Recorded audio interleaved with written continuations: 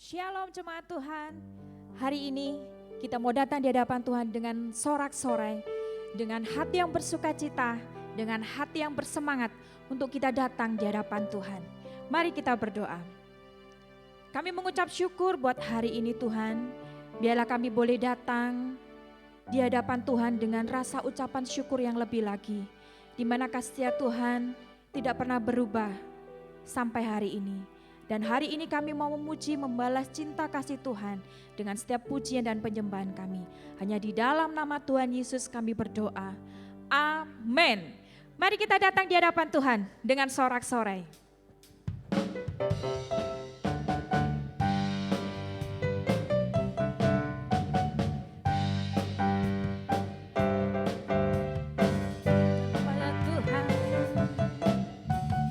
Datang pada Tuhan dengan sorak-sorai. Datang pada Tuhan dengan nyanyian syukur, sebab Dia Raja dan Tuhan, Allah yang berkuasa, kemuliaan hanya bagi Dia. Datang pada Tuhan, datang pada Tuhan dengan sorak-sorai. Datang pada Tuhan dengan nyanyian syukur, sebab Dia Raja dan Tuhan, Allah yang berkuasa, kemuliaan hanya bagi Dia. Ku mau beri korban syukur padanya setiap waktu. Ku mau memuji Tuhan selalu seumur hidupku. Ku mau bersorak-sorai, hey, dan menari di hadapannya. Umatnya bersuka. Datang pada Tuhan dengan sorak-sorai. Datang pada Tuhan dengan nyanyian syukur, sebab Dia Raja dan Tuhan, Allah yang berkuasa, kemuliaan hanya bagi Dia. Ku mau beri korban syukur padanya setiap waktu. Ku mau memuji Tuhan selalu seumur hidupku. Katakan di hadapan Tuhan, ku mau bersorak-sorai, hey, dan menari di hadapannya. Umatnya bersorak. Datang pada Tuhan dengan sorak-sorai. Datang pada Tuhan dengan nyanyian syukur, sebab Dia Raja dan Tuhan, Allah yang berkuasa, kemuliaan hanya bagi Dia. Katakan, ku mau beri korban syukur padanya setiap waktu. Ku mau memuji Tuhan selalu seumur hidupku. Ku mau bersorak-sorai, hey, dan menari di hadapannya.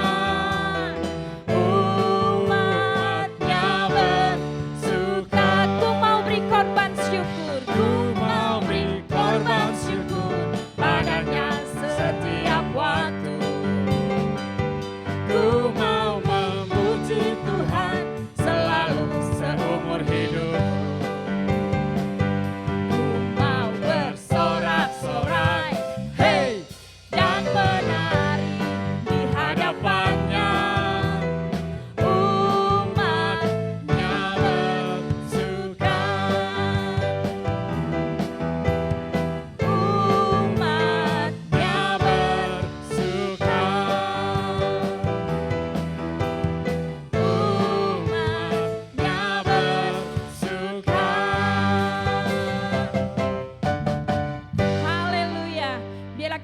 bersukacita bersorak-sorai di hadapan Tuhan.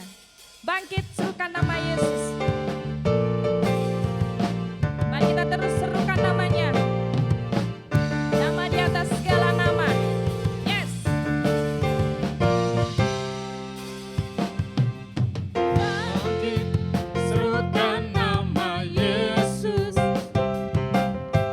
Maju, nyatakan kuasa-Nya. Kita buat iblis gemetar, kalahkan tipu dayanya.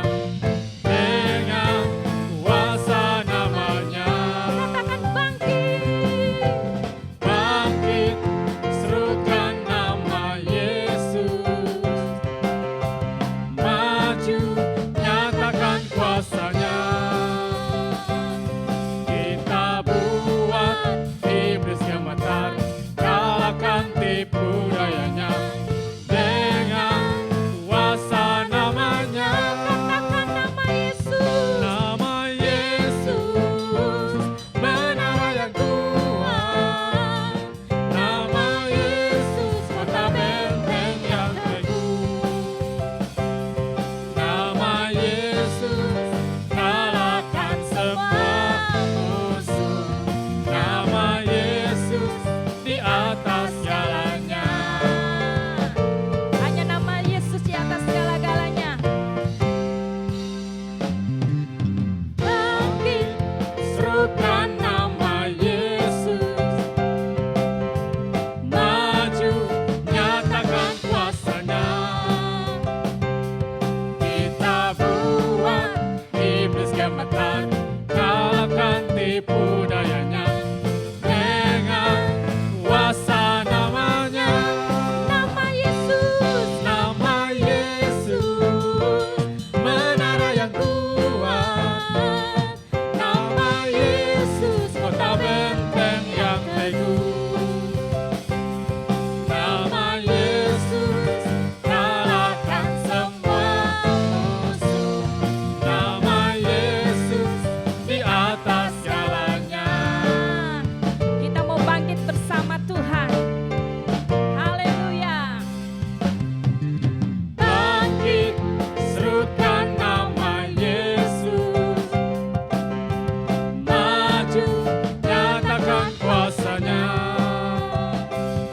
Kita buat iblis gemetar, kalahkan tipu dayanya. Dengan kuasa namanya. Katakan nama Yesus. Nama Yesus, menara yang kuat. Nama Yesus, kota benteng yang teguh. Nama Yesus, kalahkan semua musuh.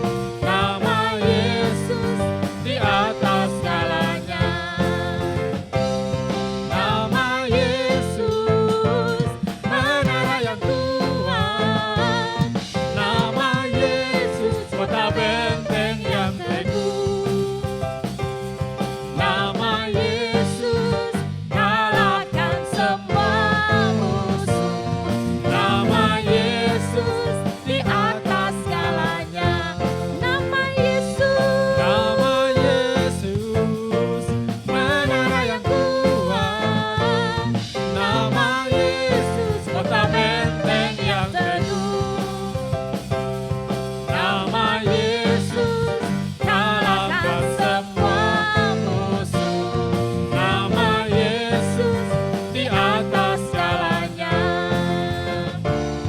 Nama Yesus, Nama Yesus. nama Yesus, Nama Yesus. nama Yesus. Di atas Segalanya.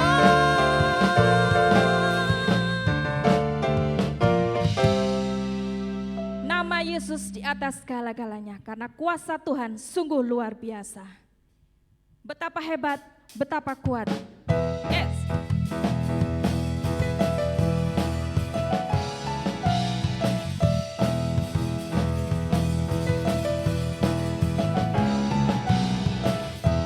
Berkuasa di bumi di surga, bertata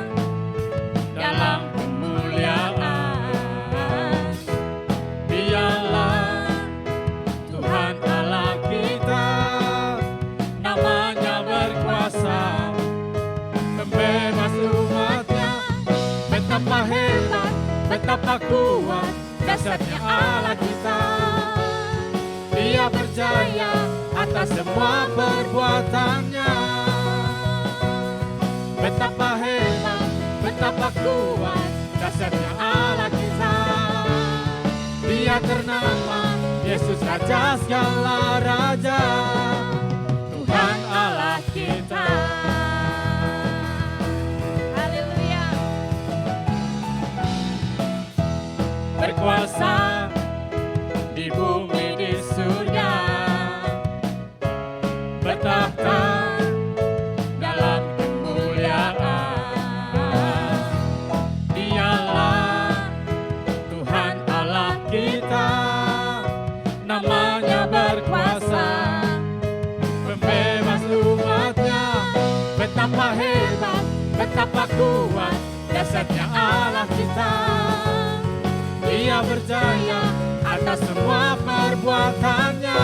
Betapa hebat, Betapa hebat, betapa kuat dahsyatnya Allah kita. Dia ternama, Yesus Raja segala raja, Tuhan Allah kita.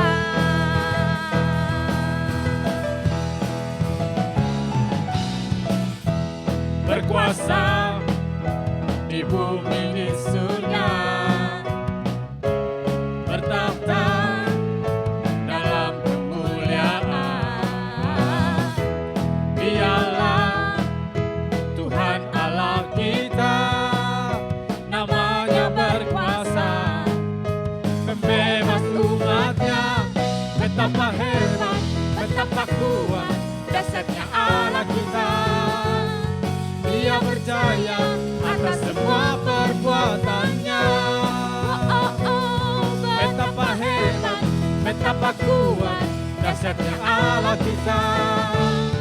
Dia ternama, Yesus Raja segala raja.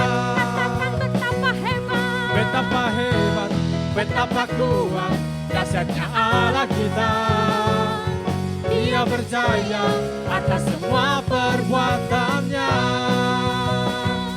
Betapa hebat, betapa kuat dahsyatnya Allah kita. Dia ternama, Yesus Raja segala raja. betapa hebat, Betapa hebat, betapa kuat dahsyatnya Allah kita. Dia berjaya atas semua perbuatannya. betapa hebat, Betapa hebat, betapa kuat dahsyatnya Allah kita. Dia ternama, Yesus Raja segala raja, Tuhan Allah kita. Tuhan Allah kita.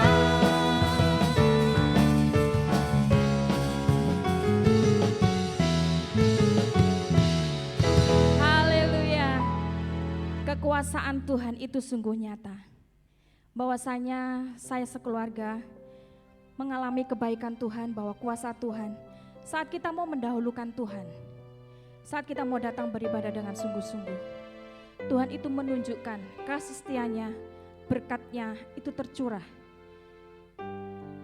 Di musim pandemi dari 2 tahun yang lalu, kami sudah sering saksikan bahwa suami saya ada pekerjaan baru, jual motor bekas ya. Saya melihat bahwa campur tangan Tuhan itu luar biasa. Secara logika, siapa sih yang setiap hari membutuhkan sepeda gitu kan? Tetapi Tuhan itu sungguh luar biasa. Saat Tuhan membuka lapangan pekerjaan itu buat keluarga kami, Tuhan itu menunjukkan dari hari ke hari. Terkadang juga kalau belum berkatnya juga 1 minggu tidak laku. Tetapi kalau berkat Tuhan itu mengalir saat kita mau sungguh-sungguh datang di hadapan Tuhan, melayani dengan sungguh-sungguh, setiap hari pun ada pembeli. Siapa yang itu?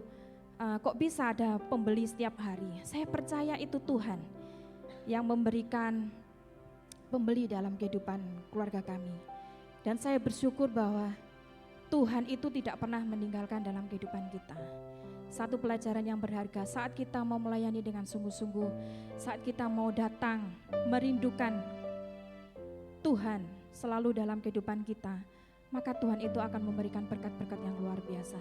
Berkat kesehatan, kekuatan, keluarga yang sehat, semuanya akan Tuhan limpahkan kita.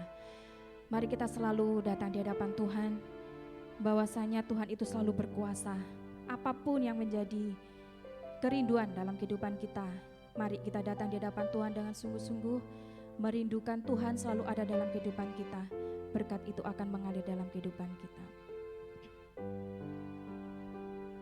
Tuhan, ku berkuasa untuk melakukan perkara yang besar. Dia ajaib bagiku. Tuhan, ku berkuasa untuk memberikan kemenangan besar di dalam hidupku. Tuhan, ku berkuasa untuk melakukan perkara yang besar. Dia ajaib bagiku.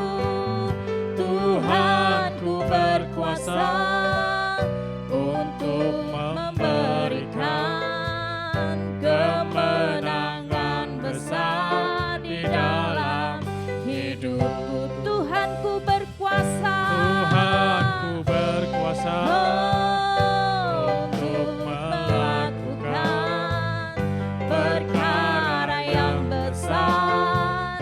Dia ajaib bagiku. Tuhan, ku berkuasa untuk memberikan kemenangan besar di dalam hidupku.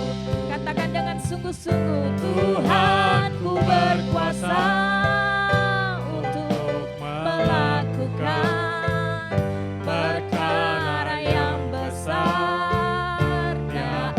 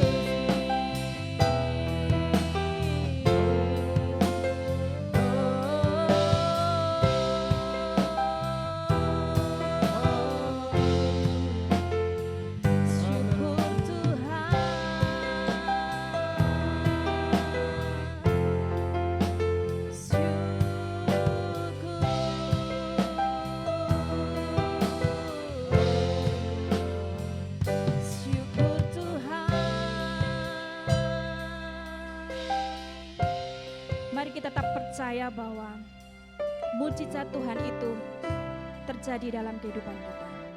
Sampai hari ini, mujizat Tuhan akan terjadi.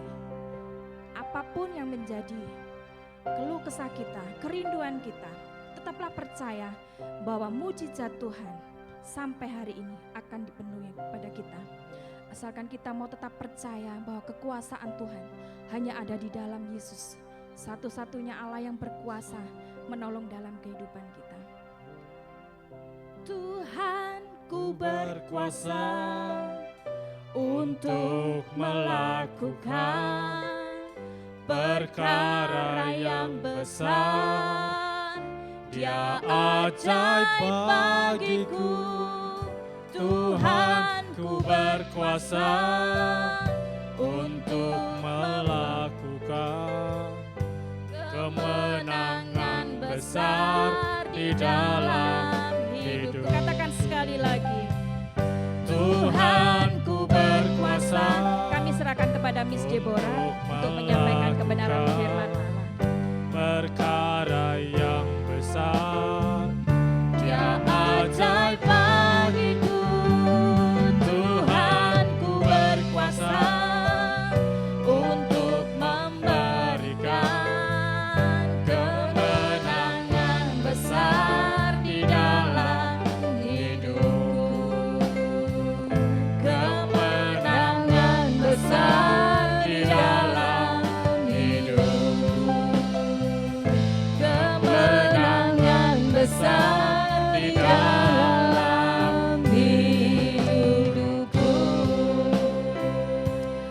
Amin. Kami mempercayai Tuhan, kami memiliki Tuhan yang besar, Tuhan yang berkuasa untuk melakukan hal-hal yang mustahil. Kami punya Tuhan yang maha besar Tuhan. Kami mau ya Tuhan lewat pujian yang kami sudah naikkan di hadapan Engkau ya Tuhan. Kami terus mempercayai akan kedahsyatan Tuhan. Kami terus mempercayai mengangkat iman kami untuk percaya bahwa tidak ada perkara yang mustahil di hadapan Engkau. Bapa, kami mau saat ini Tuhan supaya hidup kami terus menerus dibawa dalam iman percaya kepada Tuhan. Pengiringan kami dibawa dalam kesetiaan kepada Tuhan, melihat bagaimana Tuhan bekerja, bagaimana Tuhan berkarya dalam kehidupan kami dan keluarga kami. Bapa, kami mengucap syukur, sebentar kami mau dengar akan firman-Mu ya Tuhan. Biarkan firman itu tertanam di tanah yang subur. Kami berdoa ya Tuhan, setiap tanah-tanah yang keras sudah dikemburkan oleh pujian dan penyembahan. Bapa, saat ini kami berdoa, kami mau hampiri Engkau, kami mau dengar firman ini. Dan biarkan firman itu boleh menasehati, firman itu boleh menegur, firman itu boleh menguatkan. Firman itu menjadi satu pedoman dalam kehidupan kami untuk sampai akhir dalam hidup kami. Kami tetap setia dalam pengiringan kami. Terima kasih ya Tuhan Yesus, sembunyikan hamba-Mu di belakang salib-Mu. Pakai hamba-Mu, urapi hamba-Mu. Pakai mulut bibir hamba-Mu, berikan hamba-Mu urapan hikmat Tuhan untuk menyampaikan perkara-perkara sesuai dengan apa yang Engkau mau. Biarkan apa yang hamba sampaikan ada sebuah kebutuhan dari jemaat Tuhan. Kebutuhan dari setiap kami yang hari-hari ini sedang meragukan Tuhan. Atau kebutuhan dari kami yang hari-hari ini sedang kami terhenti dalam pengiringan kami akan Engkau Tuhan karena masalah kami. Bapa, kami saat ini hadir di hadapan Engkau. Jika kami sudah memulai yang baik Tuhan, dengan kami percaya akan Yesus sebagai Tuhan dan Juru Selamat dalam hidup kami. Sampai mati kami pun akan tetap dalam pengiringan kami akan Engkau ya Tuhan. Tidak peduli keadaan apapun, tidak peduli kondisi apapun Tuhan. Biarkan kami tetap berpegang teguh akan janji-Mu. Bahwa hidup kami yang sekarang dan hidup kami akan datang adalah bersama dengan Engkau. Terima kasih ya Tuhan Yesus, kami serahkan seluruh kehidupan ini. Kembali kami serahkan kehidupan kami. Teduhkan hati kami hari ini. Teduhkan hati kami untuk dengar firman-Mu. Dan berperkaralah kepada kami masing-masing pribadi. Hanya di dalam satu nama Tuhan Yesus Kristus kami berdoa. Haleluya. Amin.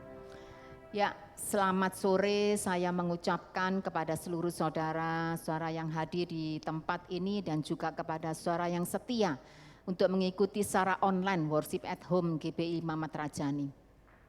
Kami percaya bahwa setiap kita yang setia mengiring Tuhan, percayalah Tuhan perhitungkan. Saya ingin memberi satu judul dari renungan saya hari ini adalah never stop. Nah, di situ kita bisa melihat seorang pelari. Kita tahu bahwa firman Tuhan berbicara tentang kekristenan itu ada 3 perumpamaan kita sebagai orang Kristen. Yang pertama adalah seorang prajurit, petani, dan olahragawan. Nah, saya sekarang mengambilnya sebagai olahragawan. Seperti ini yang saya lihatkan, ini seorang pelari naik sepeda seperti itu ya. Di situ ada satu cuplikan ayat yang saya tahu itu adalah, kita semua pasti tahu itu adalah ayat yang sering atau kita sering dengar. Itu adalah ayat yang ada yang ditulis oleh Paulus, Rasul Paulus. Aku telah mencapai garis akhir dan memelihara iman. Paulus bisa mengatakan hal itu karena dia secara yakin, secara pasti dia tahu bahwa dia sedang mencapai garis akhir dalam posisi dia memelihara imannya. Nah, slide berikutnya, ketika saya sedang mempersiapkan hal ini, saya dapat kiriman video. Nah, video dari mama saya, dia bilang gini, "Feeling, ini video bagus sekali." Di tengah-tengah saya lagi mengerjakan ini, saya coba buka video tersebut. Dan video ini memang benar-benar bagi saya itu akhirnya menjadi sebuah perenungan. Dan itu meneguhkan saya ketika saya sedang mempersiapkan ini. Disampaikan di situ bahwa sebenarnya yang kita perlu tahu adalah saat kita dipanggil pulang, sebetulnya yang perlu kita perhatikan itu bukan berapa banyak orang yang hadir mengikuti acara pemakaman kita. Memang itu juga akan menunjukkan kan kita, wah ternyata kita punya banyak teman. Atau berapa banyak karangan bunga yang ada di gedung kematian ketika seseorang itu mati atau meninggal. Tapi yang dikatakan di dalam video itu saat dipanggil pulang oleh Tuhan, yang harusnya menjadi sebuah pertanyaan bagi setiap saudara dan saya yang ada saat ini adalah, siapa yang menjemputmu? Nah, ketika saya mendengar ini saya mikir iya ya. Terkadang kita melihat ya, kita datang Maesong ini. Wow. Mobilnya itu banyak, aduh antri, gak bisa nih kita masuk, banyak sekali mobil. Terus kemudian ketika kita sudah bisa masuk di gedung kematian, karangan bunga itu banyak sekali. Kita melihat, wah orang ini baik. Tapi sebenarnya bukan itu saja yang menjadi tolak ukur kita. Yang penting dikatakan siapa yang menjemput kamu ketika kematian itu datang. Saya lihatkan di situ di gambar, Yesuskah yang menjemput kamu? Ataukah sebetulnya iblis yang menjemput kamu? Ini bergantung dari apa? Saya berbicara bukan hanya orang yang di luar Kristen, di luar Kristus. Di luar Kristus kita sudah pastikan siapa yang menjemput mereka. Tapi kita yang ada di dalam Kristus, ini pun juga menjadi sebuah pertanyaan, tanda tanya besar yang harusnya kita pikirkan sepanjang perjalanan kita saat ini. Setiap kita ini kan sedang menuju, kita tidak tahu kapan akhir dari kehidupan kita. Tapi yang saat ini saya mau katakan, tadi video itu menguatkan saya dan membuat saya bertanya, siapa yang menjemput kita ya? Itu sangat penting daripada ramainya itu tadi. Ramai boleh, tapi siapa yang menjemput kita? Pertanyaan itu biarlah menjadi pertanyaan saudara dan pertanyaan saya. Siapa kira-kira yang menjemput kita? Yang bisa kita pastikan, kalau kita mau dijemput oleh Tuhan, berarti kita harus apa? Lihat bagaimana hidup kita mulai dari awal sampai kepada akhir dari kematian. Baru kita bisa pastikan bahwa yang menjemput kita itu adalah Tuhan Yesus. Slide berikutnya. Saya mau kasih satu cerita ya. Ini bahasa Inggrisnya saya nggak tahu apakah saya ini terpelecok karena saya juga tidak terlalu itu sea squid ya, nggak tahu saya sebetulnya seperti apa. Orang berpikir bahwa ini adalah sebuah tanaman, tapi sebetulnya dia adalah hewan laut ya, adalah makhluk laut yang tidak lazim. Jadi hewan ini tinggalnya itu di batu-batu atau di karang. Dan bentuknya itu seperti tabung plastik, ya, tabung plastik yang melambai-lambai seperti itu. Nah, dia itu mengambil nutrisi dari air yang mengalir dan menjalani kehidupan pasif yang jauh dari masa mudanya yang aktif. Ketika saya membaca ini, saya tertarik dengan kalimat yang dituliskan bahwa jauh dari masa mudanya yang aktif. Kemudian saya ingin tahu sebenarnya ini hewan laut yang seperti apa. Ternyata waktu binatang atau hewan laut ini waktu masih mudanya, dia itu seperti kecebong. Yang gerak terus, yang bergerak terus. Jadi dia seperti kecepong yang bergerak, dia memiliki sumsum tulang belakang. Dan kemudian dia juga punya otak yang akan membantu dia untuk mencari makanan dan menghadapi musuh, mengetahui ada musuh. Dia berenang melewati lautan, dikatakan seperti itu, dia aktif sekali. Dia bergerak dan bergerak. Tetapi ternyata setelah dia dewasa, dia kemudian menetap di batu karang, berhenti menjelajah dan berhenti bertumbuh. Bahkan yang mengerikan, ia mencerna otaknya sendiri. Itu yang saya baca. Jadi ketika saya melihat ini, yang dulunya dia masa mudanya, dia aktif, dia berenang kemana-mana, dia berhenti bertumbuh dan kemudian dia cerna otaknya, dia diam di situ.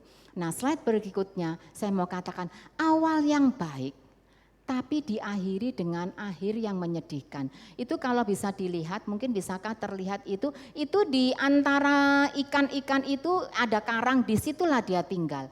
Dia diam saja melihat hewan-hewan yang lain yang bergerak seperti itu. Jadi kalau kita melihat di sini, saya dari dua apa yang saya sampaikan ini mengenai siapa yang menjemput kita. Dan yang kedua, hewan laut sea squid ini, saya rasa sebetulnya saya nggak perlu khotbah. Kita sudah diam, kita bisa renungkan kira-kira kita ini seperti apa. Kita sudah berhenti bertumbuh, kita diam saja, ikuti arus saja, diam tidak bergerak. Ataukah kita ini akan terus bergerak sampai ketika kematian datang menjemput kita.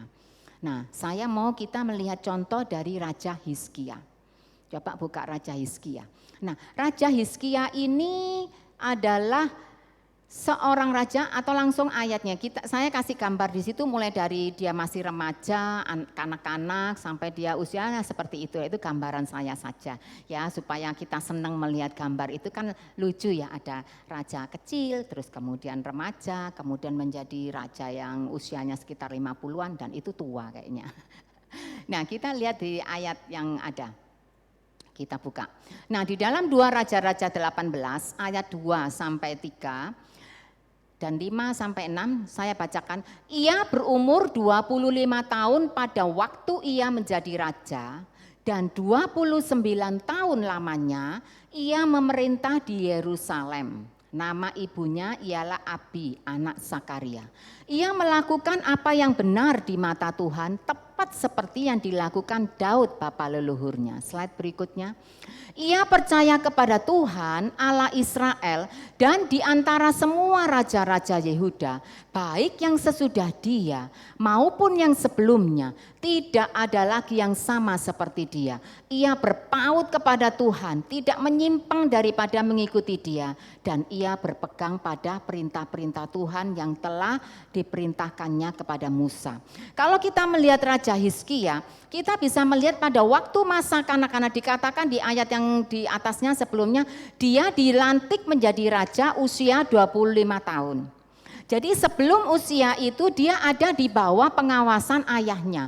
Sedangkan kalau kita melihat Raja Ahaz, ayahnya itu adalah raja yang menentang atau tidak percaya kepada Tuhan, malah menyembah berhala dan banyak dia membunuh anaknya sendiri dari banyak hal. Yang seharusnya kalau kita melihat seperti itu, harusnya Hizkia tidak menjadi orang yang dikatakan di sini takut akan Tuhan, hidupnya benar di mata Tuhan. Tapi kita melihat, saya membayangkan, saya kagum dengan Hizkia ini. Karena dia punya papanya yang jahat pol seperti itu, tapi dia punya. Dikatakan hidupnya itu benar di mata Tuhan. Sampailah kemudian umur 25 tahun dia menjadi raja. Dikatakan di situ bagaimana dia menjadi raja sebelum dan sesudah dia, tidak ada yang sama seperti dia. Nah, ketika dia memerintah menjadi raja umur 25 tahun itu, ada banyak hal yang terjadi. Tapi kita melihat, kalau kita melihat di sini bagaimana dia selalu mengandalkan Tuhan. Jadi setiap kali ada masalah dia datang kepada Tuhan untuk minta pertolongan Tuhan. Jadi seperti itu. Nah, yang kita lihat di situ dikatakan bahwa beberapa waktu ketika dia berusia 39 tahun, nggak usah dibuka karena berusia 39 tahun itu ada ancaman dari Raja Asyur. Nah, waktu itu Raja Asyur itu ngomong, dia menyampaikan, siapa Allah yang kamu sembah itu yang bisa nolong kamu? Tidak ada orang yang bisa tolong Allah-Allah yang lain terhadap Raja Asyur. Jadi Raja Asyur menyombongkan diri dan merendahkan. Bahkan sampai ketika itu dikatakan oleh penasehat yang datang atau untuk orang kalau orang itu berbincang-bincang dikatakan, gunakan bahasanya orang Aram, jangan gunakan bahasanya suku kita supaya tidak diketahui oleh rakyat yang ada di situ. Tapi ternyata waktu itu, enggak, dikatakan seperti itu, aku justru mau bicara kepada seluruh rakyat. Jadi ketika itu saya bayangkan ya, seluruh rakyat mendengarkan apa yang dikatakan, disuruh dikatakan, apakah rajamu itu akan menolong kamu dan macam-macam. Tapi sayang hebatnya itu rakyatnya itu bisa diam dan tidak berkata-kata. Saya tahu karena Hizkia ini menunjukkan bagaimana kesetiaannya kepada Tuhan, bagaimana Tuhan bisa menolong sehingga rakyat yang dipimpinnya pun itu juga melakukan hal yang sama. Sampai kemudian ketika satu waktu dia dapat surat, saya berpikir ini hebat ya. Padahal saya pikir panutannya Hizkia ini siapa ya? Sedangkan ayahnya itu seperti itu jahatnya. Tapi dia bisa benar-benar hidupnya itu mengandalkan Tuhan. Kemudian kalau kita melihat ya, ketika ada surat ancaman, dia datang kepada Tuhan, dia bawa surat itu di hadapan Tuhan, dia menangis di situ, dia berdoa, dia minta pertolongan Tuhan, dia minta sungguh-sungguh Tuhan menolong masalah yang sedang dihadapinya. Hizkia ini benar-benar hidupnya itu bergantung kepada Tuhan. Sampai kemudian Yesaya menyampaikan hal yang terjadi. Nanti kamu akan melihat gini, akan diberkatilah Yehuda, suku Yehuda, kerajaan akan dibuat seperti itu. Nah, sampailah benar terjadi. Ketika dia selesai itu usia 39, saya tidak terlalu paham juga, tetapi saya melihat sejarahnya itu usia dia ketika Raja Asyur datang untuk menyerang atau membuat suku Yehuda ini menyerah kepada Raja Asyur itu umurnya 39 tahun. Setelah masa itu dituliskan beberapa saat kemudian Hizkia ini jatuh sakit. Waktu jatuh sakit datanglah Yesaya ke sana dan menyampaikan bahwa kamu sebentar lagi mati. Jadi ucapkan pesan, buatlah sesuatu seperti itu ya.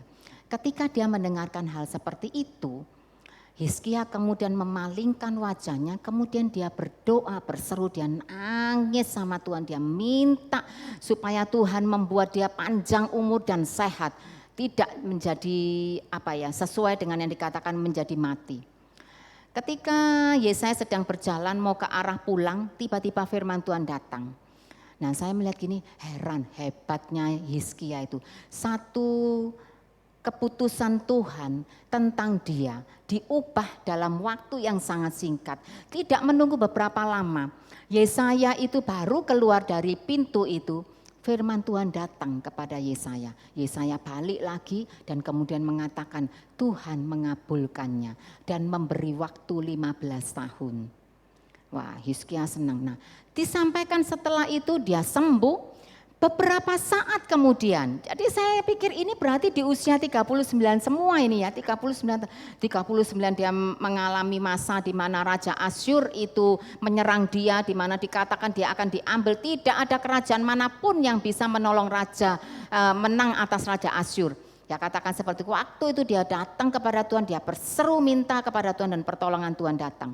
Seperti tadi kesaksian disampaikan oleh Miss Vita bahwa mujizat itu ada. Di tengah-tengah pergumulan dia datang kepada dan dia berseru.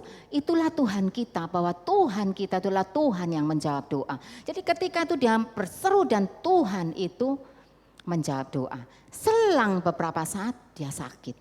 Dia berseru lagi kepada Tuhan, Tuhan sembuhkan aku tidak mau mati Tuhan, aku mau hidup lagi Tuhan, buat aku sehat Tuhan. Kemudian datang lagi, engkau akan sehat dan engkau akan umur kamu akan bertambah 15 tahun. Jadi kalau saya hitung kita bayangkan, 25 umurnya dia, 29 tahun dia memerintah, berarti umur 54 kan. 54 kalau dikurangi 15, karena dikatakan kan diperpanjang 15, berarti umurnya dia 39. Jadi seperti ini usia-usia yang krusial ya. Menurut saya ini di usia-usia ini ada ujian, ada masalah. Ada hal di mana dia diserang, tapi dia berseru kepada Tuhan. Tuhan lawat dan kemudian Tuhan buat dia berkemenangan. Dia sakit di situ, kemudian juga dia disembuhkan, umurnya panjang menjadi 15 tahun. Tapi yang menjadi hal yang sedikit bagi saya, akhir dari Hizkia itu, yaitu ketika kemudian dia sembuh. Kalau kita di situ ada enggak ya, saya masukkan atau enggak? Coba oh tidak. Jadi sebetulnya itu Raja Babel itu datang mengirim utusan, sebelum jangan dibuka dulu itu. Jadi sebetulnya waktu itu Raja Babel ini mendengar kalau Hizkia itu sakit. Dia tidak tahu kalau Hizkia itu sudah sembuh. Dia dengar Hizkia itu sakit, kirim utusan, bawa surat, bawa pemberian-pemberian karena tahu Hizkia itu sakit.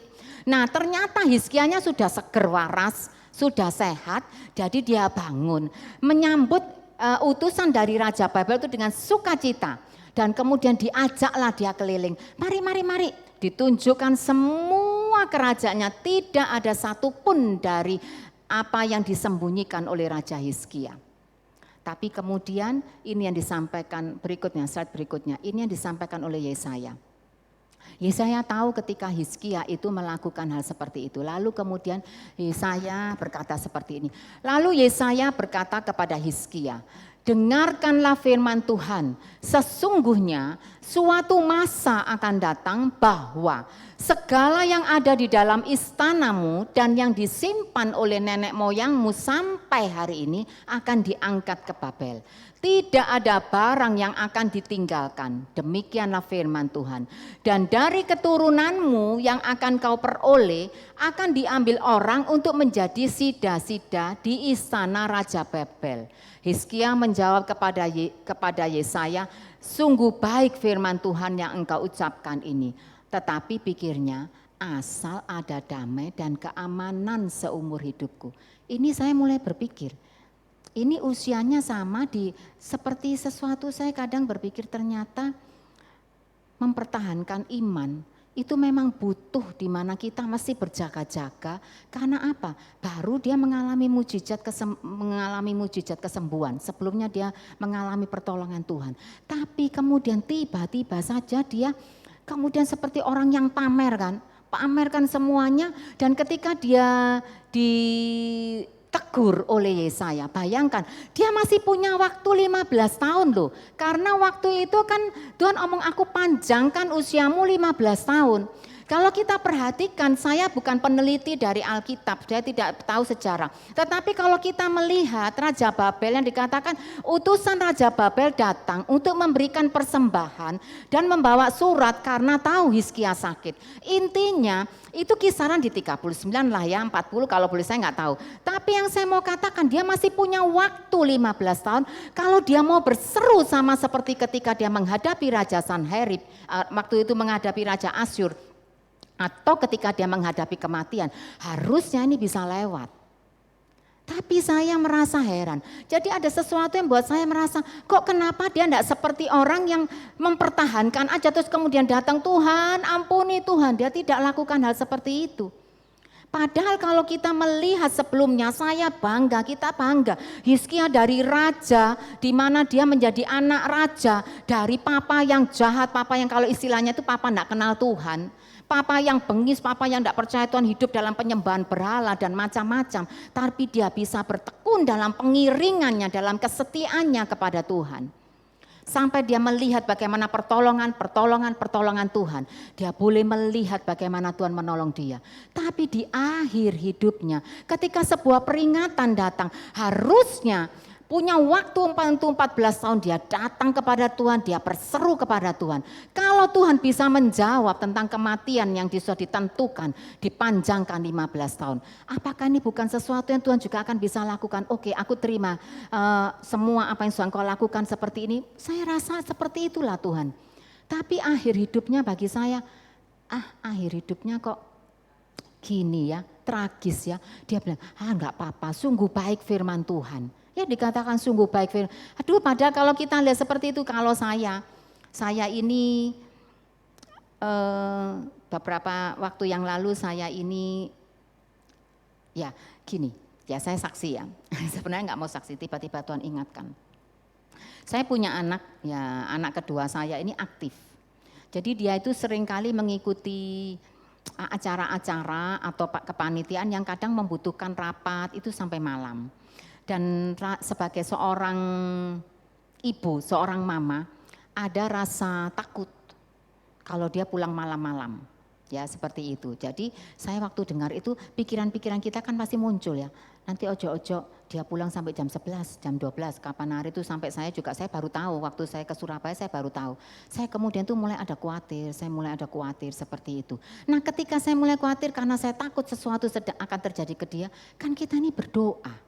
Ya kan, karena kita pasti nggak mau toh anak kita itu nantinya ada apa-apa. Nah ini Hizkia dikatakan kamu mulai saat ini keturunanmu akan dibawa untuk menjadi sida-sida di Babel. Seluruh kekayaanmu yang ada yang mulai detik ini dan nenek moyangmu semuanya akan diangkut. Harusnya kan dia sedih ya. Tapi kok dia bilang, enggak apa-apa lah pokok yang terjadi bukan di aku lah. Baik firman Tuhan, harusnya kan bukan seperti itu. Nah saya waktu itu juga membandingkan saya saja, yang waktu itu lihat seperti itu saya khawatir. Aduh Tuhan saya berdoa, Tuhan itu hebat. Saya berdoa, saya omong kepada Tuhan, datanglah, saya selalu berdoa Bapa kami, saya selalu berkata datanglah kerajaan-Mu, jadi kehendak-Mu atas dia. Perlindungan Tuhan boleh ada atas dia. Saya juga ngomong ke anak saya, jangan malam-malam atur waktu. Kalau rapat misalkan selesai mulainya 6:30 jam 7 karena dia kuliahnya selesai jam 7, itu rapat disambung, gak usah makan, pulang. Kali temanmu makan kamu pulang saja. Saya mau seperti itu. Saya menaikkan baru beberapa hari. Saya berdoa itu hari saya ketemu mereka Minggu. Senin, Selasa saya ini ya Senin, Minggu, Senin, Selasa saya berdoa. Selasa siang saya ditelepon oleh seorang hamba Tuhan. Ketika dia cerita-cerita kemudian dia ajak saya, ayo saya mau berdoa untuk kamu. Dia berdoa dan kemudian dia berkata gini, kamu Tuhan omong kamu sedang khawatir dengan satu anakmu, percayalah Tuhan memelihara, Tuhan menjaga. Nah itu saya langsung berpikir, aduh Tuhan aku nih baru berdoa dan Tuhan sudah memberikan saya damai sejahtera. Nah Tuhan yang kita punya sebenarnya adalah Tuhan yang seperti ini. Ketika Hizkia dalam kondisi kepepet, dia putus asa dengan ancaman Raja Asyur, Tuhan datang untuk menjawab. Ketika dia ada dalam kondisi keputusan untuk dia saat itu akan tidak sembuh dengan sakitnya dan kemudian dia meninggal. Dia datang kepada Tuhan, Tuhan kemudian memberikan umur 15 tahun. Tadi kita dengar Miss Vita, dikatakan di masa-masa pandemi Tuhan tolong. Jadi sebenarnya Tuhan yang kita punya ini, Tuhan yang menolong. Yang Tuhan ingin saat ini adalah apa? Pelihara iman kita sampai di akhir dari masa hidup kita ini. Ini yang saya buat. Saya ini lucu, tapi sebenarnya saya ingin apa? Bagi saya ya, ketika saya mempersiapkan ini sedih, makanya saya bikin awannya menangis ya. Jadi awannya itu menangis. Akhir hidup Hizkia jadi aduh menyedihkan sih menurut saya.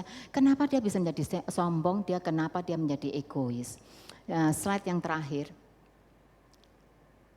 Nah, tadi di awal waktu saya mengatakan never stop. Jadi jangan berhenti mempertahankan iman. Saya akan bacakan ini secara lengkap. Ini surat yang ditulis oleh Paulus kepada Timotius. Aku telah mencapai garis akhir dan memelihara iman. Saya membayangkan Paulus dengan begitu berani. Dia bisa mengatakan aku telah mencapai garis akhir dan memelihara iman. Pertanyaan-pertanyaan itu seringkali muncul dalam diri saya. Sampaikah aku di akhir hidup itu saya bisa katakan seperti Paulus mengatakan, aku telah mencapai garis akhir dan memelihara iman. Aku telah mengakhiri pertandingan yang baik, aku telah mencapai garis akhir dan aku telah memelihara iman. Oh, saya ulang ini sampai 2 kali ayatnya. Aku telah mengakhiri pertandingan yang baik, aku telah mencapai garis akhir dan aku telah memelihara iman. Sekarang telah tersedia bagiku mahkota kebenaran yang akan dikaruniakan kepadaku oleh Tuhan, hakim yang adil pada harinya. Tetapi bukan hanya kepadaku, melainkan juga kepada semua orang yang merindukan kedatangannya. Saya mau tutup. Kalau tadi di depan saya katakan video yang saya dapat dari mama yang menyampaikan siapa yang menjemput kita. Saya pikir kalau Paulus bisa mengatakan aku telah mencapai garis akhir, aku telah memelihara iman.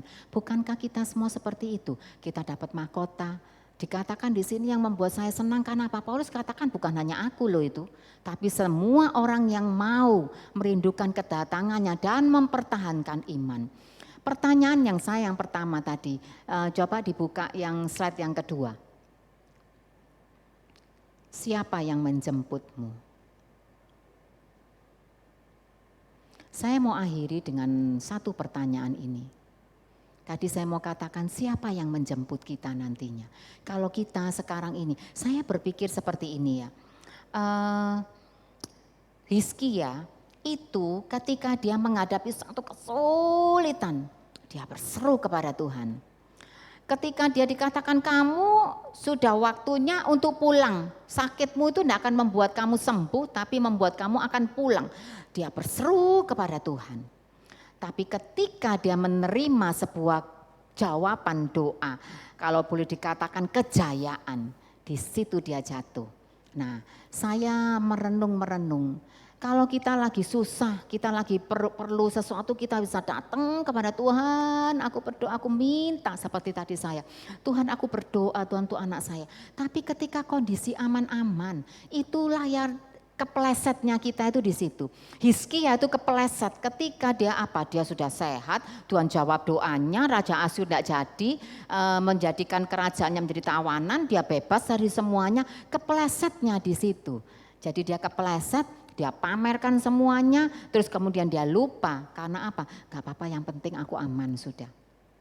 Jadi saya mau akhiri, hati-hati, jangan kepleset. Lari seorang pelari itu saya tahu bahwa saya tidak terlalu tahu karena seorang pelari itu seperti apa ya. Saya kemarin itu dapat kiriman dari Dr. Antono. Dia kan lagi ikut lari maraton 10 kilo. Jadi saya waktu dapat itu kemudian saya juga omong, dok saya diberkati dengan apa yang dokter sampaikan. Coba di slide terakhir lagi. Slide terakhir, jadi saya diberkati. Saya tahu ternyata orang lari maraton itu punya seperti sebuah, bukan peraturan ya. Jadi mereka tuh tahu, kalau misalkan larinya 10 kilo, kalau kita bisa menyelesaikan 10 kilo itu pada waktu yang tepat, maka disebut finisher. Finish gitu ya. Tapi kalau kita ini menjadi lari tapi tidak sampai diomong di tulisannya do not finish. Nah, sebetulnya kalau kita semua ini pengennya yang mana sih? Finish, kita ini kalau di dalam, saya baca di situ. Jadi mereka lari maraton itu sudah ada. Yang lari itu seperti apa, berapa jam, seperti apa, semua peraturannya ada.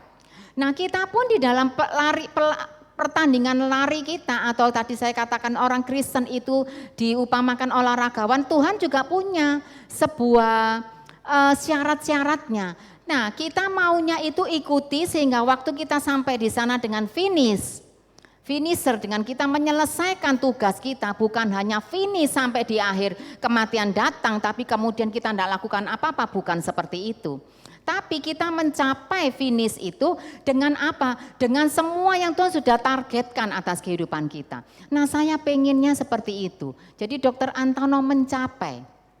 Dia katakan saya mendapatkan satu piagam atau tulisannya finisher. Tidak dapat piala tapi dia bangga. Karena apa? Dia menyelesaikan lari maraton itu sampai akhir sesuai dengan ketentuan-ketentuan yang dibuat. Dan saya berpikir harusnya kita pun saat ini kan sedang berlari. Lari untuk kita mengejar sampai kepada finish itu, ketika kita sampai di sana sesuailah semua ketentuan yang tadi sudah dikasih sama Tuhan. Apa bukan hanya kita sampai di sini tapi kita nggak buat apa-apa. Seperti tadi binatang itu, hewan laut itu ya. Karena dia apa? Dia cuma apa ya? Di masa mudanya dia begitu, tiba-tiba dia diem di batu karang, cuma diem saja, tidak bergerak, hanya ikuti arus. Dikatakan di situ ketika saya membaca, saya itu dapat berkat ketika saya membaca dikatakan dia hanya mengikuti arus. Dia berhenti bertumbuh, dia hanya diam sampai kematian datang. Kan bukan itu juga. Ini finish, tapi finishnya apa? Tidak mencapai goalnya Tuhan. Kalau kita mau dapat mahkotanya Tuhan, kita finish dengan mahkota yang Tuhan berikan kepada kita. Saya mengakhirinya, saya mengundang Pak Steve datang. Saya mau katakan sekali lagi, mari setiap saudara di tempat ini, mungkin hari-hari seperti doa saya tadi, mungkin ada banyak di antara kita hari-hari ini merasa, apakah Tuhan itu ada? Dia ada. Apakah Tuhan itu satu-satunya juru selamat kita? Dia satu-satunya juru selamat kita. Kita pegang teguh, kita pegang iman kepercayaan kita sampai kepada akhir. Jangan kita mengawalinya dengan sesuatu yang baik dan mengakhirinya dengan sesuatu yang menyedihkan. Jangan contoh Hizkia, jangan contoh si squid yang kemudian dia diam dan tidak bertumbuh. Mari kita terus bertumbuh sampai kepada finish. Dan kemudian kita menjadi finisher sesuai dengan waktunya Tuhan. Tuhan memberkati.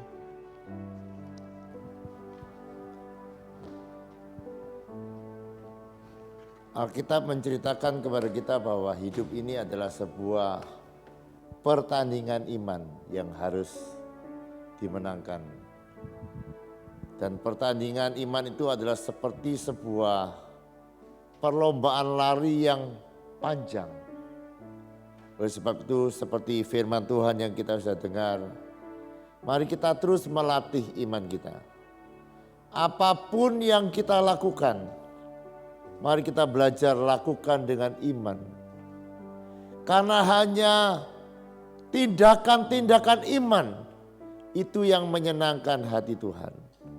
Dan hanya latihan-latihan iman yang kita buat dari perkara-perkara yang kecil, itu akan membuat otot-otot iman kita itu menjadi kuat. Tidak mungkin orang yang berlari maraton, dia tahu bahwa perjalanan ini panjang. Dia akan ikut pertandingan tanpa latihan. Dan mari kita melatih iman kita. Melatih dengan mencari Tuhan. Melatih dengan meninggalkan kesenangan-kesenangan dunia. Lakukan apa saja. Saya rindu kita sama-sama menaikkan sebuah pujian. Mungkin kuno ya saudara. Tapi pujian ini mengingatkan bahwa kita perlu berjuang. Iman itu tidak bisa sendirinya jadi kuat, jadi besar. Kita perlu memperjuangkan supaya iman kita bertumbuh, jadi kuat dan semakin kuat menjelang Tuhan kembali. Berjuang terus sampai Tuhan kembali. Inilah menjadi doaku sebagai hamba Kristus yang setiawan, berjuang terus selamanya.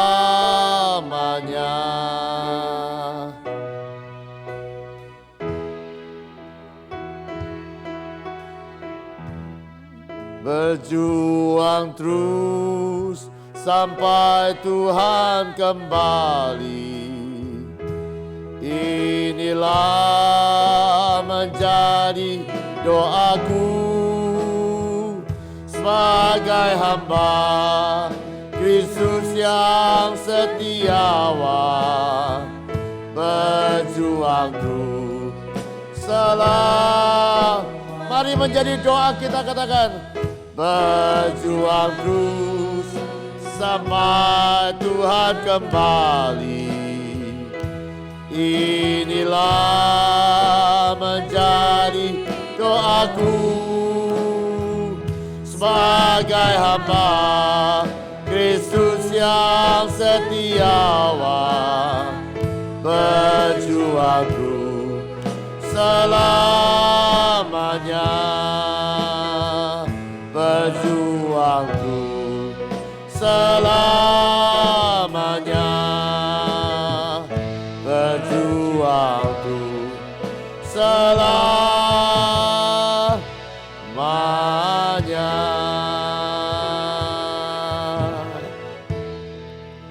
Bapa, kami rindu belajar dari Hizkia. Kami belajar dari kegagalannya untuk kami tidak mengulangnya. Bapa, kami rindu perjalanan kehidupan kami didapati iman kami bertumbuh. Iman kami semakin kuat. Iman kami semakin berkenan kepadamu ya Bapa. Dan tolonglah kehidupan kami ya Bapa. Kami sadar tidak bisa dengan kekuatan kami. Kami mengaku seringkali kami menjadi lemah. Seringkali kami gagal ya Bapa. Tapi kami mau bangkit kembali ya Bapa. Berjalan dalam iman. Berlomba dalam perlombaan iman yang diwajibkan. Dan biarkan kami akan menyelesaikan perjalanan ini ya Bapa. Dan kami beroleh kemenangan. Mari ya Bapa, biarkan semua yang mendengarkan isi hatimu, semua akan berlomba dengan tekun, semua akan berlomba dengan rajin, semua akan berlomba dengan sungguh-sungguh ya Bapa. Dan kami mau menyelesaikan perlombaan ini sebagai pemenang-pemenang. Mari ya Bapa, biarkan kasih karunia-Mu menolong setiap kami. Bangkitkanlah iman kami, berikanlah kasih karunia-Mu supaya kami terus bertumbuh di dalam iman percaya kami kepadamu. Terima kasih ya Bapa.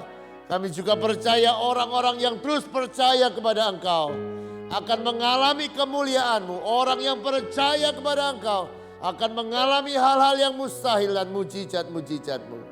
Terima kasih ya Bapa untuk malam hari ini, untuk isi hati-Mu, untuk kelawatan-Mu, untuk hadirat-Mu. Kami percaya semua yang mengikuti acara ini beroleh kekuatan yang baru, disembuhkan, dipulihkan oleh Engkau ya Bapa. Mari angkat tanganmu. Demikianlah firman yang tidak pernah gagal. Tuhan memberkati engkau dan melindungi engkau. Tuhan menyinari engkau dengan wajah-Nya dan memberikan engkau kasih karunia. Tuhan menghadapkan wajah-Nya kepadamu dan memberikan engkau damai sejahtera. Yang percaya terima berkat-Nya berkataan, amin. Selamat malam, Tuhan memberkati.